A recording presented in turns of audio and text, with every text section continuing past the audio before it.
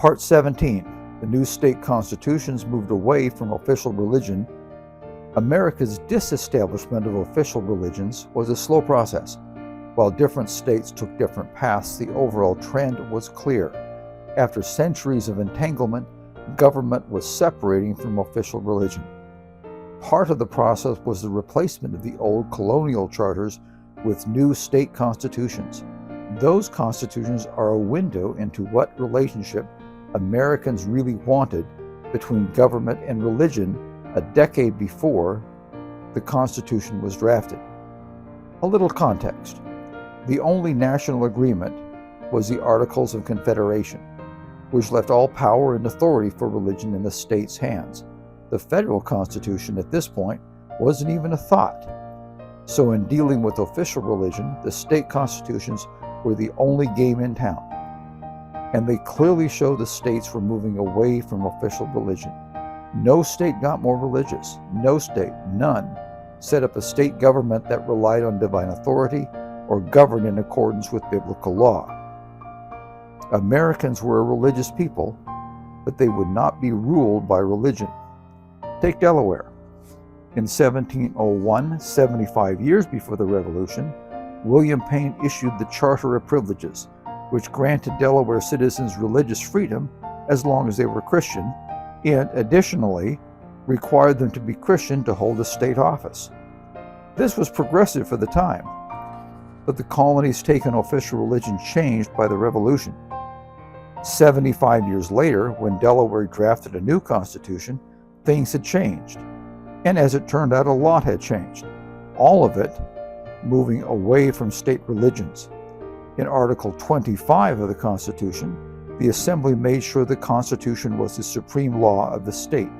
There would be no claim that state law was subject to common law, church law, or biblical law.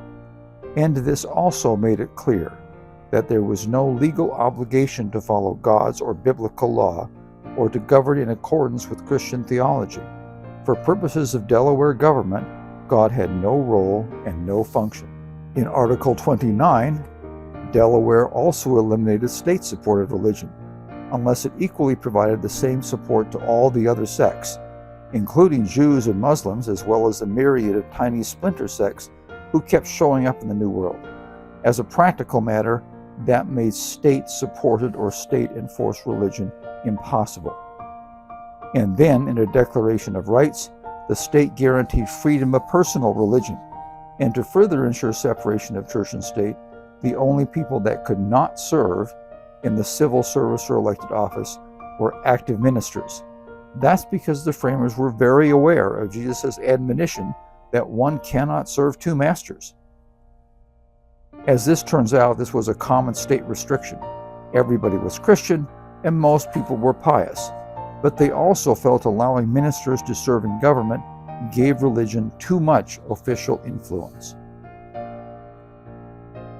Now in Article 22, Delaware still required a profession of faith in the Trinity to serve in the state legislature. That was to prevent atheists, freethinkers, Jews, and Muslims from serving. But the 1776 Constitution was just a stop on the road to a completely secular government.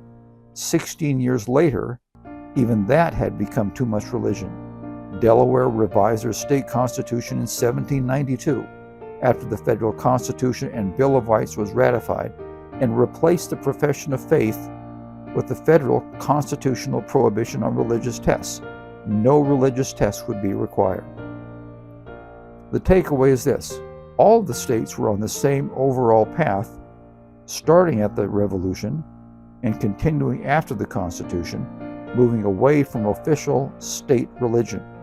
The federal lack of national religion simply reflected the same national desire to disestablish religion from government.